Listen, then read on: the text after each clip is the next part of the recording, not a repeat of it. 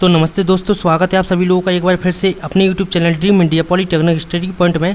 आज के video lecture में हम पढ़ेंगे ट्रांसमिशन एंड डिस्ट्रीब्यूशन के 50 MCQ टाइप क्वेश्चन। और आज का जो आपका लेसन है वो है आपका लेसन चौथा, पावर फैक्टर। ठीक है, आपका चौथा लेसन है कौन सा? Power factor. ठीक, तो आज का लेसन हम पूरा ख़त्म करेंगे आज की वीडियो लेक्चर में, आपका चौथा लेसन।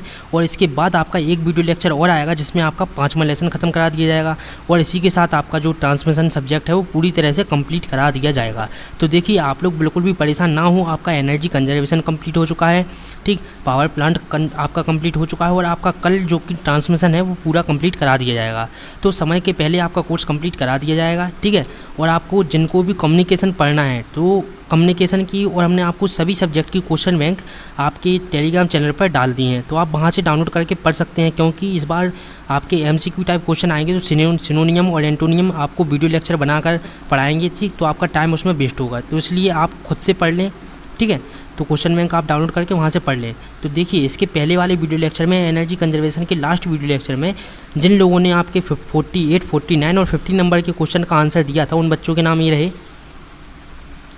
सबसे पहला आपका आंसर दिया है राहुल कोस्टा, निधि, उसके बाद निधि कनौजिया, विकास कुमार, आज़ाद सहानी, ठीक, शरण कुमार, रविंद्र कुमार, रश्मि कुशवाहा, राहुल कुमार, संगीता सैनी और आपका धीरेन्द्र कुमार। तो इन सभी लोगों ने आपका जो सबसे जल्दी 48, 49 और 50 नंबर के क्वेश्चन का आंसर दिया था। अब आपका देख लेते हैं कि 48 और 49 और 50 नंबर के क्वेश्चन का सही आंसर क्या है। देखिए, आपका 48 नंबर का क्वेश्चन क्या था?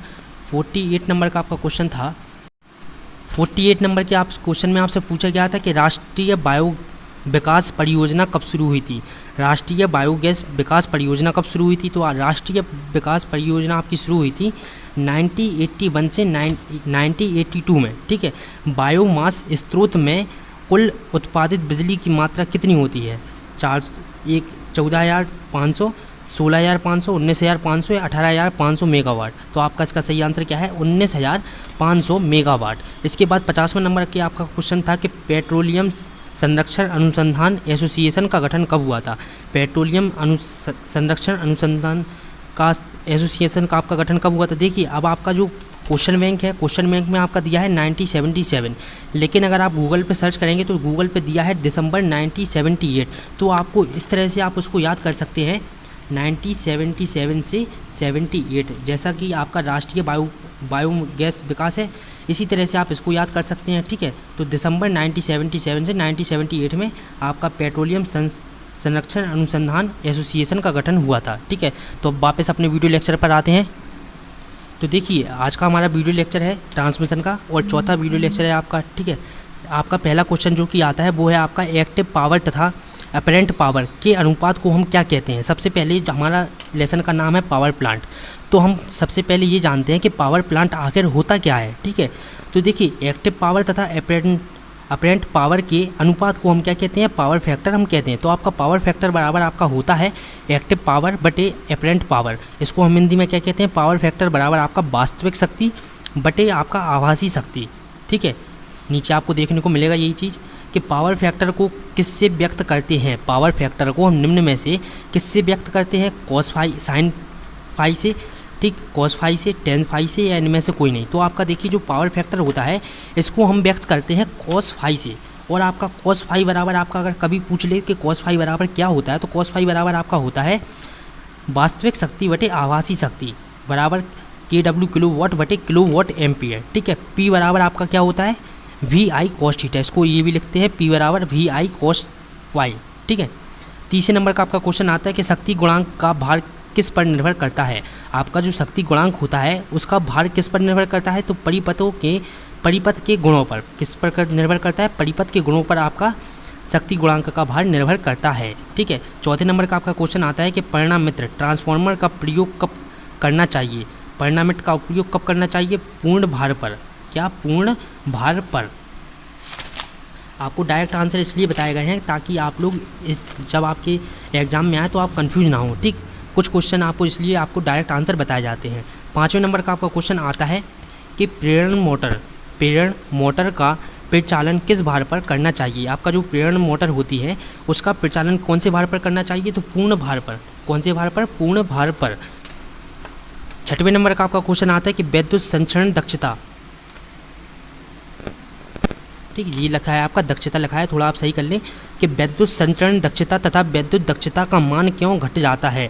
विद्युत संरक्षण दक्षता तथा विद्युत दक्षता का मान क्यों घट जाता है। तो आपका आप आंसर लिखेंगे इसका कि पावर फैक्टर पर I²R लॉसेस ज़्यादा होने के कारण, ठीक, पावर फैक्टर पर आपके I²R लॉसेस ज़्यादा होने के कारण आपका क्या होता है, विद्युत संचरण दक्षता तथा विद्युत दक्षता का मान घट जाता है। ठीक है, 7वें नंबर का आपका क्वेश्चन आता है। 7वें नंबर के क्वेश्चन में पूछता है कि स्थिर किलोवाट पर शक्ति गुणांक के घटने से किलोवाट एम्पियर का मान क्या होता है।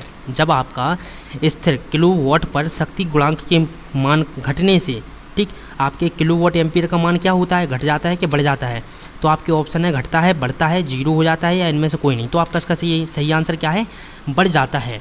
ठीक है, इसी के बाद आपका सेम मिलता जुलता क्वेश्चन आपसे नीचे पूछा गया है कि स्थिर KVA स्थिर किलोवाट एम्पियर पर शक्ति गुणांक के घटने से किलोवाट पर क्या असर पड़ता है या किलोवाट के मान क्या हो जाता है। ठीक है, यहाँ पर पूछा है KW किलोवाट और यहाँ पर पूछा है किलोवाट एम्पियर पे। ठीक है, तो आपका मान बढ़ जाता है, घट जाता है। तो आपका इसका सही आंसर क्या है, घट जाता है। ये मिलते जुलते क्वेश्चन आप जरूर से अच्छे से पढ़ा करें ताकि आप इन्हीं में कन्फ्यूज हो जाते हैं। ठीक है, 9वें नंबर का आपका क्वेश्चन आता है कि शक्ति गुणांक पर I²R लॉसेस अधिक होने के कारण किसका मान घट जाता है। अगर आपका शक्ति गुणांक पर I²R लॉसेस ज़्यादा होंगे तो आपका निम्न में से किसका मान घट जाता है, विद्युत संचरण का, विद्युत दक्षता का, दोनों के, या इनमें से कोई नहीं। तो आपको इसके पहले वाले क्वेश्चन में आपको पढ़ाया गया है कि जब आपका विद्युत संचरण और विद्युत दक्षता का मान क्या हो जाता है, I²R लॉसेस ज़्यादा होते हैं तो इनका मान क्या होता है, घट जाता है। ठीक है, तो आपका आंसर क्या आएगा, दोनों।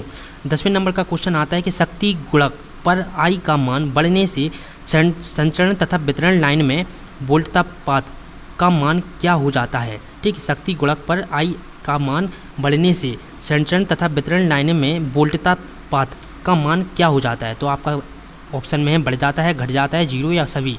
तो आपका इसका आंसर आएगा बढ़ जाता है। ठीक है, इसके बाद आता है 11वें नंबर का क्वेश्चन कि औद्योगिक ताप भट्टियों निम्न औद्योगिक तापन भट्टियाँ निम्न शक्ति गुणक डैश पर कार्य करती हैं। तो किस पर कार्य करती हैं, अग्रगामी, पश्चगामी, दोनों, या इनमें से कोई नहीं। तो आपका इसका सही आंसर क्या होगा, पश्चगामी। देखिए, आज का जो वीडियो लेक्चर है वो थोड़ा आपको लेट प्रोवाइड कराया गया। ठीक, तो उसमें भी कोई कारण है। ठीक है, बट अब आपको कोशिश की जाएगी कि आपको 12 बजे के पहले वीडियो लेक्चर दे दिया जाए। ठीक, 12वें नंबर का आपका क्वेश्चन आता है कि स्थिर किलोवाट एम्पियर पर शक्ति गुणक घटने से किलोवाट के माप पर क्या प्रभाव पड़ता है।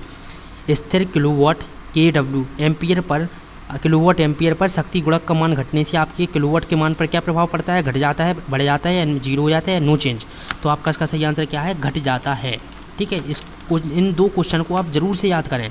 ठीक है, उच्च शक्ति गुणक के मोटर कौन से हैं, आपकी उच्च शक्ति गुणक के मोटर कौन से हैं निम्न में से, तुल्यकाली शक्ति, सिरागी मोटर, ठीक, प्रतिपूरक प्रेरक मोटर, या ये सभी। तो आपकी जो ये सभी मोटर हैं ये आपकी कौन सी हैं, उच्च शक्ति गुणक मोटर कहलाती हैं। ठीक है, तो देखिए इसके बाद आता है आपका 14वें नंबर का क्वेश्चन कि किसको लाइन श्रेणी में योजित करके आपका गुणक को सुधारा जाता है। मतलब निम्न में से हम किसको लाइन में योजित कर दें जिससे आपका जो गुणक है उसमें सुधार लाया जा सके। तो आपका ऑप्शन है संधारित्र बूस्टर, प्रतिरोध, फ्यूज या चालक। तो आपका इसका सही आंसर क्या आएगा, संधारित्र बूस्टर।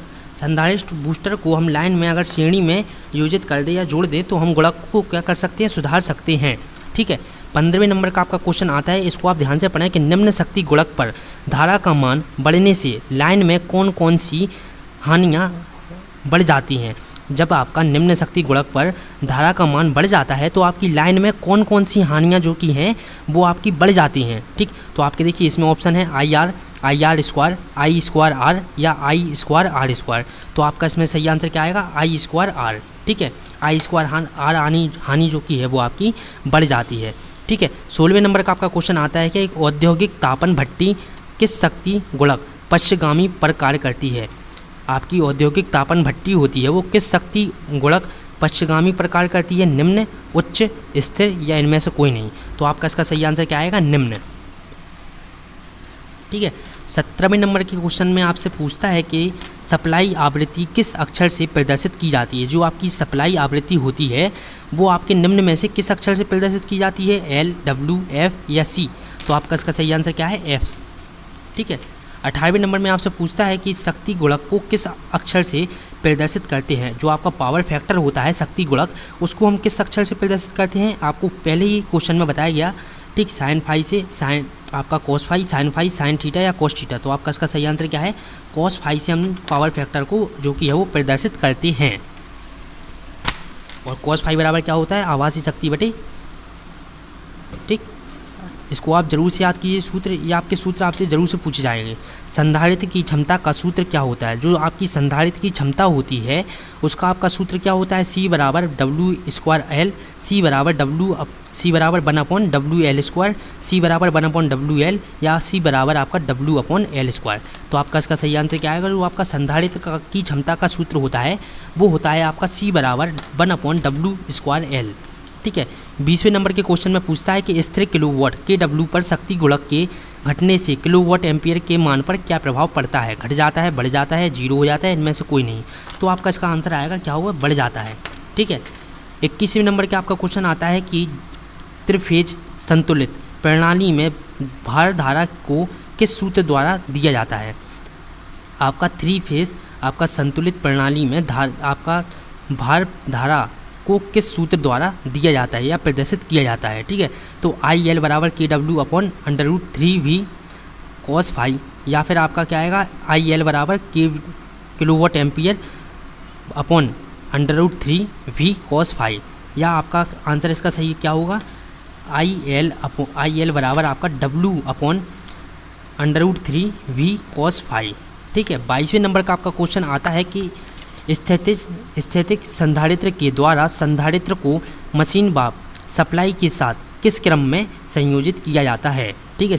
स्थैतिक संधारित्र के द्वारा संधारित्र को मशीन व सप्लाई में किस क्रम में संयोजित किया जाता है, श्रेणी क्रम में, समांतर क्रम में, दोनों या इनमें से कोई नहीं। तो आपका इसका सही आंसर क्या आएगा, समांतर क्रम में, ठीक है। इसके बाद आता है आपका 23वें नंबर का क्वेश्चन। इसमें पूछता है आपका त्रिकला तंत्रों में भार के पार्श्व में स्थैतिक संधारित्र के संयोजन को कौन सी पद्धति संभव है। कौन सी पद्धति संभव है, डेल्टा पद्धति, स्टार पद्धति या दोनों या इनमें से कोई नहीं। तो आपकी जो दोनों पद्धति हैं ये आपकी संभव होती हैं, ठीक है। 24 नंबर का हमारा क्वेश्चन आता है। देखिए 24 नंबर के क्वेश्चन में पूछता है कि शक्ति गुणक उन्नयन, ठीक, शक्ति गुणक उन्नयन सुधरने, उन्नयन का मतलब क्या होता है, सुधरने, और इसको हम इंग्लिश में कहते हैं क्या, इम्प्रूवमेंट। शक्ति गुणक इम्प्रूवमेंट से क्या लाभ होते हैं, ठीक है। लाइन चालकों की क्षमता बढ़ जाती है, मोटरों की दक्षता एवं क्षमता अधिक हो जाती है, परिणामित्रों की दक्षता अधिक हो जाती है, या सभी। तो आपका इसका सही आंसर क्या आएगा, सभी। 25वें नंबर में क्वेश्चन में आपसे पूछता है कि स्थैतिक संधारित्र विधि से लाभ बताइए। मतलब कि स्थैतिक संधारित्रों विधि से क्या लाभ होते हैं। आपके ऑप्शन है नगण्य शक्ति होने पर कार्य करते हैं, ठीक, अधिक विश्वसनीय होते हैं, दीर्घ आयु वाले होते हैं, मतलब आपके लंबे समय तक चलते हैं, ये सभी। तो आपका इसका आंसर क्या आएगा, ये सभी, ठीक है। 26वें नंबर के क्वेश्चन में आपसे पूछता है कि निम्न शक्ति गुणक का प्रभाव किस पर पड़ता है। आपका निम्न शक्ति गुणक का प्रभाव इन निम्न में से किस पर पड़ता है। दक्षता धारा पर, धारा पर, वोल्टता पाथ पर, या वोल्टता नियम पर, या ये सभी। तो आपका आंसर सही होगा क्या, ये सभी पर। इन सभी पर आपके निम्न शक्ति गुणक का प्रभाव जो कि है वो पड़ता है। अब हम पूछते हैं आपसे कि SVC 27वें नंबर के क्वेश्चन में पूछता है क्या, SVC का फुल फॉर्म क्या होता है। तो देखिए SVC का फुल फॉर्म आपका होता है स्टैटिक बार कॉम्पेंस्टर, ठीक है, कॉम्पेंस्टर, स्टैटिक बार कॉम्पेंस्टर, ठीक। 28वें नंबर का आपका क्वेश्चन आता है। 28वें नंबर के क्वेश्चन में पूछता है कि चल लागत रनिंग कॉस्ट है। आपकी रनिंग कॉस्ट निम्न में से कौन सी होती है, I² लॉसेस को भी पावर लॉस, ठीक, I² लॉसेस की पावर लॉस, मेंटेनेंस लॉस, मतलब देख रेख करने में जितना खर्च आता है वो, दोनों या इनमें से कोई नहीं। तो आपका इसका सही आंसर क्या आएगा, दोनों। इसके बाद आता है आपका कि पृथ्वी की प्रतिरोधकता अत्यधिक तेज़ी से बढ़ती है जब आर्द्रता डैश से कम होती है। कितने प्रतिशत से कम होती है, जब आपकी पृथ्वी की प्रतिरोधकता अत्यधिक तेज़ी से बढ़ती है, ठीक। ठीक है। आपकी जो पृथ्वी की प्रतिरोधकता अत्यधिक तेजी से बढ़ती है जब आर्द्रता 20% से कम होती है। ठीक है। 30वें नंबर का आपका क्वेश्चन आता है कि एक पावर परिधि में कितने निर्गत स्वीकृत हैं। एक पावर परिपथ में कितने निर्गत स्वीकृत हैं। ठीक, 10 पॉइंट्स, 5 पॉइंट्स, 2 पॉइंट्स या आपका 1 पॉइंट्स। तो आपका इसका सही आंसर क्या आएगा, 2 पॉइंट्स। ठीक। इसके बाद आता है आपका 31 नंबर का क्वेश्चन। 31 नंबर के क्वेश्चन में आपसे पूछता है कि बड़े शक्ति संयंत्र के लिए भू संपर्क प्रतिरोध का मान क्या होना चाहिए। आपके जो बड़े शक्ति संयंत्र है उनके लिए आपके भू संपर्क का प्रतिरोध का मान क्या होना चाहिए, 1 ओम, 0.5 ओम, 2 ओम या 5 ओम। तो आपका इसका सही आंसर क्या आएगा, 0.5 ओम। ठीक है। इसके बाद आता है 32 नंबर का क्वेश्चन कि maximum value of power factor कितना होता है। आपकी maximum value of power factor कितना होता है, 0.5, 1, 0.1.5 या 0.95। तो आपका सही आंसर क्या आएगा, 1। ठीक, आपका maximum value of power factor होता है कितना, 1। ठीक है। इसके बाद आता है आपका 34 नंबर का क्वेश्चन। इसमें आपसे पूछता है कि पावर डिस्ट्रीब्यूशन सिस्टम में नॉन टेक्निकल लॉसेस कितने प्रतिशत होते हैं। आपके जो पावर डिस्ट्रीब्यूशन सिस्टम होता है उसमें आपके नॉन टेक्निकल लॉसेस कितने प्रतिशत होते हैं, कितने प्रतिशत होते हैं। ठीक, तो यहाँ पर देखिए आपके ऑप्शन में 15%, 20%, 16.6% या 18%। तो आपके जो पावर डिस्ट्रीब्यूशन सिस्टम है उसमें आपके नॉन टेक्निकल लॉसेस होते हैं 0.6%। ठीक है। 35 नंबर का आपका क्वेश्चन आता है कि पावर ट्रांसमिशन और डिस्ट्रीब्यूशन में कितने परसेंटेज टेक्निकल लॉसेस होते हैं। आपके जो पावर ट्रांसमिशन होता है और डिस्ट्रीब्यूशन में आपके कितने प्रतिशत टेक्निकल लॉसेस होते हैं। नॉन टेक्निकल लॉसेस हम पढ़ चुके हैं। ठीक, अब आती है बारी नॉन टेक्निकल लॉसेस की। ठीक है। तो आपके इसके ऑप्शन में है 20%, 22.5%, 25% या 15%। तो आपका सही आंसर क्या है, 22.5%। ठीक है। 36 नंबर का आपका क्वेश्चन आता है कि पावर जनरेटर में कौन सा मोटर यूज करते हैं। पावर जनरेटर में कौन सा मोटर हम यूज करते हैं, 3 फेज साइक्रोनस मोटर, ठीक आपका, या फिर 3 फेज साइक्रोनस जनरेटर। इसके बाद आता है आपका 3 फेज इंडक्शन मोटर या 3 फेज इंडक्शन जनरेटर। तो आपका इसका सही आंसर क्या है, आपका पावर जनरेटर में कौन सा मोटर यूज होता है, 3 phase synchronous generator, 3 phase synchronous generator. ठीक है। 37 नंबर का आपका क्वेश्चन आता है कि रिएक्शन पावर की यूनिट होती है। आपकी जो रिएक्शन पावर होती है उसकी यूनिट कितनी होती है, KW, KVA, KVAR या कोई नहीं। तो आपका इसका सही आंसर क्या है, KVAR। देखिए आपको जितने भी MCQ टाइप क्वेश्चन पढ़ाए जाते हैं आप उन सभी क्वेश्चन को नोट जरूर से करें। ठीक, नोट जरूर से आप उन सभी क्वेश्चन को करें। ठीक है। एक्टिव पावर कहते हैं, एक्टिव पावर हम किसको कहते हैं, I cos theta, I sin theta, I tan theta, इनमें से कोई नहीं। तो देखिए आपको ये एक्टिव पावर और रिएक्टिव पावर जरूर से पढ़ना है आपको। ठीक है। तो आपके एक्टिव पावर हम कहते हैं I cos थीटा को। 39 नंबर के क्वेश्चन में आपसे पूछता है कि एक्टिव पावर की यूनिट होती है। एक्टिव पावर जो आपके होते हैं उसकी यूनिट कितनी होती है, KW या फिर आपका KVAR या आपका KVA, आपका KVAR या आपका KW या फिर आपका कितना किलोवाट और किलोवाट एम्पियर। तो आपका किलोवाट और किलोवाट एम्पियर आपका क्या होते हैं, एक्टिव पावर की यूनिट होती है।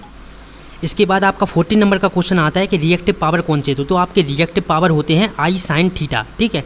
एक्टिव पावर होते हैं आपके I cos थीटा और आपके रिएक्टिव पावर होते हैं I sin थीटा। ठीक है। तो इन दोनों को आप जरूर से याद कर लें अच्छे से। 41 नंबर का क्वेश्चन आता है कि यदि लोड करंट बढ़ जाता है, यदि लोड करंट बढ़ रहा है तो पावर फैक्टर की वैल्यू कितनी होगी। तो पावर फैक्टर की आपकी वैल्यू क्या होगी, कम होगी, पावर फैक्टर की वैल्यू ज़्यादा होगी या जीरो हो जाएगी, इनमें से कोई नहीं। तो आपका इसका आंसर क्या आएगा, जब आपका यदि आपका लोड करंट बढ़ रहा है तो आपके पावर फैक्टर की वैल्यू होगी। तो देखिए इसका आपका सही आंसर क्या है, इसका सही आंसर आएगा कम। ठीक, यदि लोड करंट बढ़ जाता है तो पावर फैक्टर की वैल्यू क्या हो जाती है, कम हो जाती है। ठीक है। 42 नंबर का आपका क्वेश्चन आता है कि लोड करंट पावर फैक्टर के बीच रिलेशन होता है। आपका जो लोड करंट होता है और आपका पावर फैक्टर होता है तो इन दोनों के बीच आपका रिलेशन क्या होता है, समानुपाती, व्युत्क्रमानुपाती, दोनों या इनमें से कोई नहीं। तो आपका इसका सही आंसर क्या आएगा, व्युत्क्रमानुपाती। आपका लोड करंट और पावर फैक्टर के बीच क्या होता है, आपका लोड करंट पावर फैक्टर के व्युत्क्रमानुपाती होता है। ठीक है। 43 नंबर का आपका क्वेश्चन आता है कि रेजिस्टिव लोड के केस में पावर फैक्टर होता है। आपका जो रेजिस्टिव लोड होता है उस केस में आपका पावर फैक्टर कैसा होता है, यूनिटी, 0.5, 0.95 या इनमें से कोई नहीं। तो आपका पावर फैक्टर होता है क्या, यूनिटी। 44 नंबर का आपका क्वेश्चन आता है कि इंडक्टिव लोड के केस में वोल्टेज करंट से करता है। आपका इंडक्टिव लोड के केस में वोल्टेज करंट से क्या करता है? लीडिंग, लैगिंग, यूनिटी या इनमें से कोई नहीं। तो आपका इसका सही आंसर क्या आएगा? लीडिंग, ठीक। इसके बाद आता है 45 नंबर का क्वेश्चन कि ट्रांसफार्मर की एफिशिएंसी होती है, आपके जो ट्रांसफार्मर होता है उसकी एफिशिएंसी कितनी होती है? 70 से 80%, 50%, 50 से 80% या आपका 90 से आपका 98%, ठीक। 90 से 98%। तो आपका इसका सही आंसर क्या होगा? ट्रांसफार्मर की एफिशिएंसी होती है 90 से 98%। 47 नंबर का क्वेश्चन आपका आता है कि कौन सा मोटर AC व DC दोनों पर काम करता है। आपका निम्न में से कौन सा मोटर है जो आपका AC और DC दोनों पर काम करता है? तो आपका जो यूनिवर्सल मोटर होता है वो आपका AC मोटर पर भी कार्य करता है और DC मोटर पर भी कार्य करता है। 47 नंबर का आपका क्वेश्चन आता है कि ट्रांसफार्मर में कॉपर लॉसेस किस लोड पर सबसे कम होता है? ट्रांसफार्मर में कॉपर लॉसेस किस लोड पर सबसे कम होता है? Resistive load, inductive load, capacitive load या ये सभी? तो आपका इसका सही आंसर क्या आएगा? रेजिस्टिव लोड, ठीक। रेजिस्टिव लोड पर आपका ट्रांसफार्मर में कॉपर लॉसेस रेजिस्टिव लोड पर सबसे कम होता है, ठीक है। ट्रांसफार्मर में कॉपर लॉस किस लोड पर सबसे ज़्यादा होता है? ठीक, रेजिस्टिव लोड पर। तो आपको पता चल गया कि आपका सबसे कम होता है। अब आपका सबसे ज़्यादा होता है किस पर? आपका सबसे ज़्यादा होता है इंडक्टिव लोड पर, कैपेसिटिव लोड पर, ठीक। कैपेसिटिव लोड पर आपका जो ट्रांसफार्मर में है वो कॉपर लॉसेस सबसे ज़्यादा होते हैं, ठीक है। आपके ट्रांसफार्मर में कॉपर लॉसेस सबसे ज़्यादा होते हैं आपके कैपेसिटिव में और सबसे कम होते हैं आपके रेजिस्टिव लोड में, ठीक। अब इन दो क्वेश्चन का आंसर आप लोगों को देना है कि ट्रांसफार्मर की कोर बनी होती है, ट्रांसफार्मर की जो कोर होती है वो किसकी बनी होती है?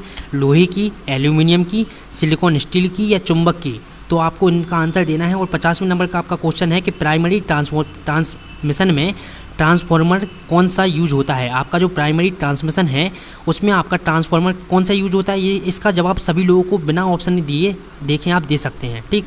आपके ऑप्शन है स्टेप अप, स्टेप डाउन, दोनों या इनमें से कोई नहीं। तो आपका इसका सही आंसर क्या होगा आप लोग बताएंगे इन दोनों क्वेश्चन का आंसर, ठीक है। तो इन दोनों क्वेश्चन का आंसर जो भी देगा उसका नाम अगले वीडियो लेक्चर में बोला जाएगा। तो चलिए मिलते हैं अब अगले वीडियो लेक्चर में। अगर आपको आज का वीडियो लेक्चर अच्छा लगा हो तो आप वीडियो को लाइक, कमेंट और शेयर जरूर से अपने सभी दोस्तों के साथ करें ताकि और लोगों को भी इस चीज़ का लाभ मिल सके। और देखिए आपका जो ट्रांसमिशन है TDEP, ठीक, TDEP में केवल आपका एक लेसन जो कि है बचा हुआ है, 5वां लेसन आपका जो कि है वो बचा हुआ है। बाकी की आपके 4 लेसन पूरे कंप्लीट हो चुके हैं। इसके बाद आपका रिवीजन क्लास जो कि है वो स्टार्ट होगी। आपके पावर प्लांट इंजीनियरिंग के पूरा कंप्लीट हो चुका है, एनर्जी कंजर्वेशन आपका कंप्लीट हो चुका है। और देखिए कम्युनिकेशन सब्जेक्ट जिसको भी पढ़ना है तो टेलीग्राम चैनल पर आपकी कम्युनिकेशन की क्वेश्चन बैंक डाल दी है, ठीक है। क्योंकि इस बार MCQ टाइप क्वेश्चन आएंगे तो इसमें पढ़ने लायक तो कुछ है नहीं, सिनोनियम एंटोनियम आपको सारे याद ही करना पड़ेंगे। तो आप क्वेश्चन बैंक से ज़रूर से याद कर लें, ठीक। और आपका बचता है सब्जेक्ट कौन सा? TDEP सब्जेक्ट और industrial electronic control, IEC, industrial electronic control. तो ये 2 सब्जेक्ट भी आपके 2 से 3 दिन में कंप्लीट करा दिए जाएंगे, ठीक है। तो आप लोग बिल्कुल भी परेशान ना हो, समय से पहले आपका कोर्स कंप्लीट हो रहा है, ठीक है। समय से पहले आपका कोर्स कंप्लीट हो रहा है और आपकी रिवीजन क्लास भी जल्दी ही स्टार्ट कर दी जाएंगी। तो बस आप इसी तरह से सपोर्ट करते रहें और इसी तरह आप चैनल के साथ बने रहें। तो चलिए अब मिलते हैं अब अगले वीडियो लेक्चर में। नमस्ते।